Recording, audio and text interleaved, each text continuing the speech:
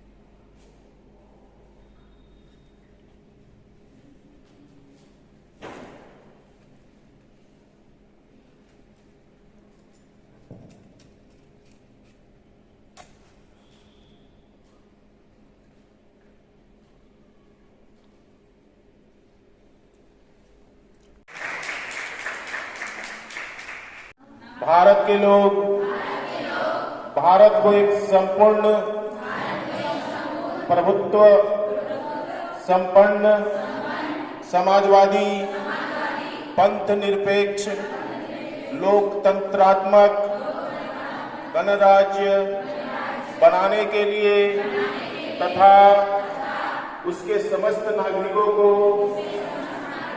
सामाजिक, आर्थिक और राजनीतिक न्याय, विचार, अभिव्यक्ति, विश्वास, धर्म और उपासना की स्वतंत्रता, प्रतिष्ठा और अवसर की समता प्राप्त कराने के लिए तथा उन सब में व्यक्ति की गरिमा और राष्ट्र की एकता और अखंडता सुनिश्चित करने वाली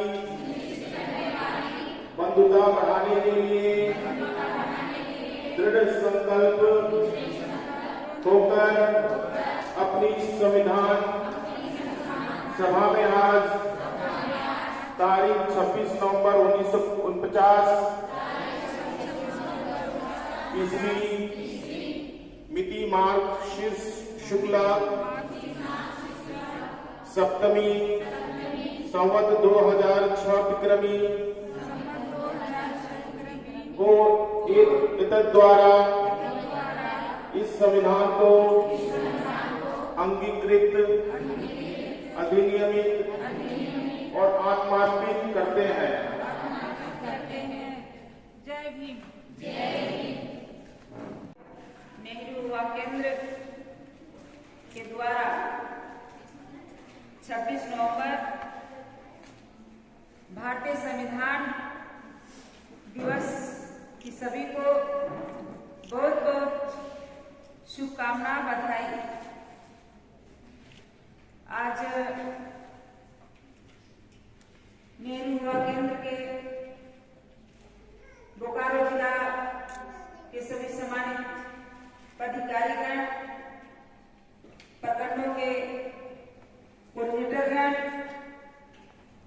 और इस कार्यक्रम को संचालित कर रहे बड़े भाई साहब और नेहरू युवा केंद्र के सभी हमारे भाई बहनों, मीडिया के भाइयों, सभी को नमस्कार। हमारे भारतीय संविधान के रचना का महापुरुष श्रद्धेय बाबा साहब डॉक्टर भीमराव अंबेडकर जी को मैं इस मंच के माध्यम से, इस कार्यक्रम के माध्यम से कोटि कोटि नमन करती हूँ। आज उनकी जो संविधान लिखा हुआ है सभी लोगों ने पालन कर रहा है, शायद लोग नहीं रहते क्योंकि पुरुष प्रधान देश में महिलाओं की कहीं स्थान नहीं थी। बाबा साहब ने महिलाओं को हर क्षेत्र में स्थान दिलवाने का काम किया। हर क्षेत्र में आज हमारी बहनें, हमारी बेटियां, ये सब बाबा साहब का देन है। भारतीय संविधान इतना सुंदर, इतना लंबा, इतना लचीला, इतना सुदृढ़, पढ़ेंगे तब देखेंगे कि किस हालत में बाबा साहब इतना विद्वान बने, इतना प्रखर लेखक बने, जो संविधान को लिख डाले। कितना उसको प्रताड़ना किया जाता था। अभी के बच्चे को इतना सुख सुविधा मिलता है, फिर भी स्कूल नहीं जाना चाहते, और उस समय उनको स्कूल से निकाल दिया जाता था। उस समय उनको स्कूल में पानी नहीं देने दिया जाता था। घर से अपना सामान लेके आओ, घर से अपना बोरा लेकर के आओ, जमीन में बैठ करके कैसे कैसे करके जब उनकी जीवनी पढ़ती हूँ तो आंख से आंसू बहता है। और आप लोग भी पढ़िएगा तो देखिएगा कि किस तरह का उनके साथ जुल्म हुआ। बड़े महापुरुष हैं कि उनको लोग हमेशा याद करते हैं, हर जगह देखो उनके लिखा हुआ कानून को माफ नहीं होती। इसलिए बाबा साहब जो हैं दलितों के साथ साथ समाज के लिए वैसे शोषित पीड़ित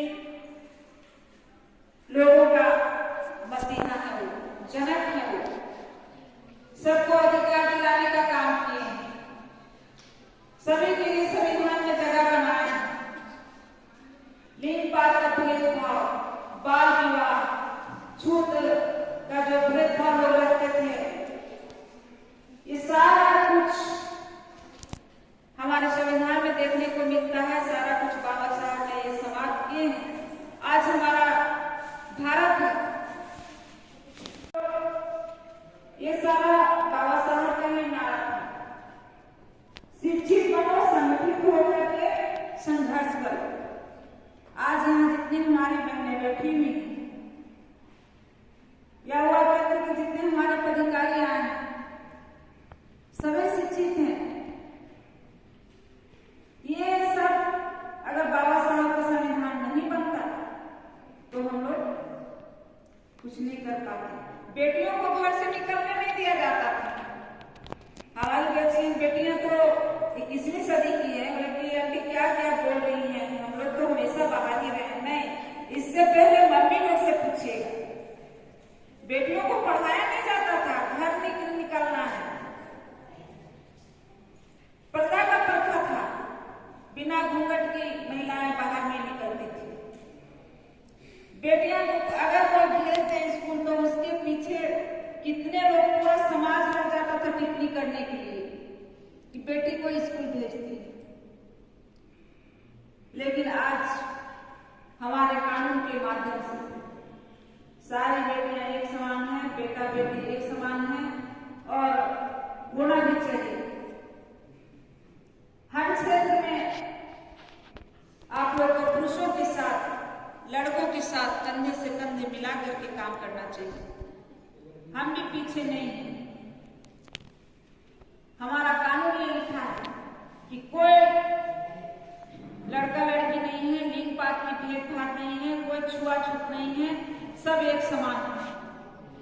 ये संवैधानिक मूल्यों के रचयिता ये कह गए हैं।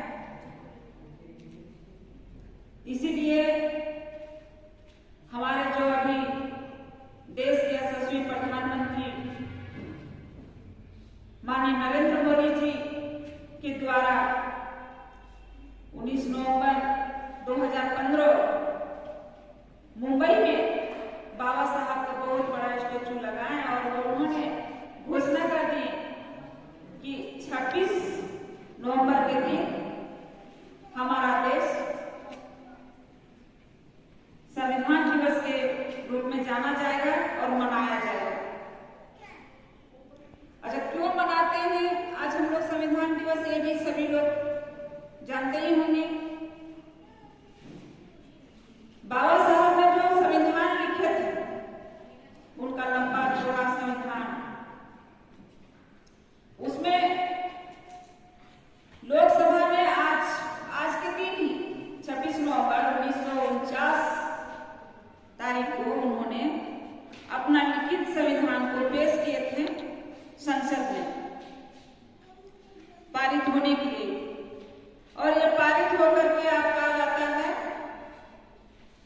26 जनवरी 1950, जिसको हम लोग गणतंत्र दिवस के रूप में मनाते हैं।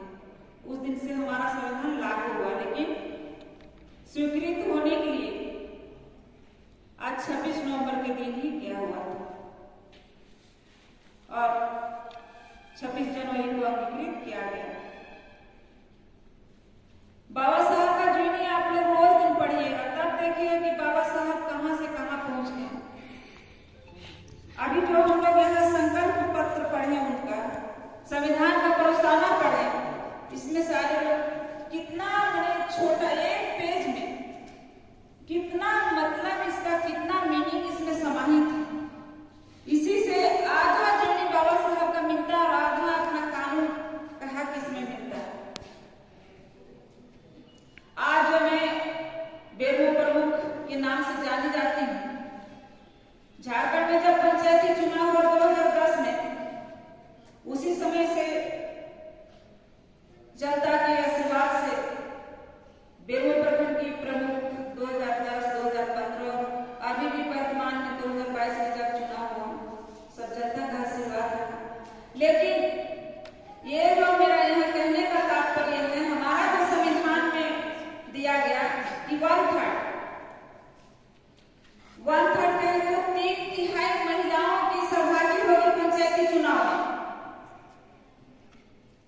इसी का पालन आज हमारे कानून के द्वारा सचमुच में देखिएगा कि मुखिया, पंचायत समिति, वार्ड सदस्य या प्रमुख ज्यादा से ज्यादा संख्या में महिलाएं हैं। ये सब बाबा साहब का देन है। शायद यह कानून नहीं बनता तो हम यहाँ नहीं होते, हम सब यहाँ नहीं होते। कहें तो यहाँ पुरुषों की वर्चस्व रहता, महिलाएं तो घर में सीमित हो जाती। कहने का तो बहुत कुछ है, लेकिन और भी वक्ता लोग हैं। ये चंद शब्दों के साथ आज नहीं हुआ के लोगों को बहुत बहुत धन्यवाद।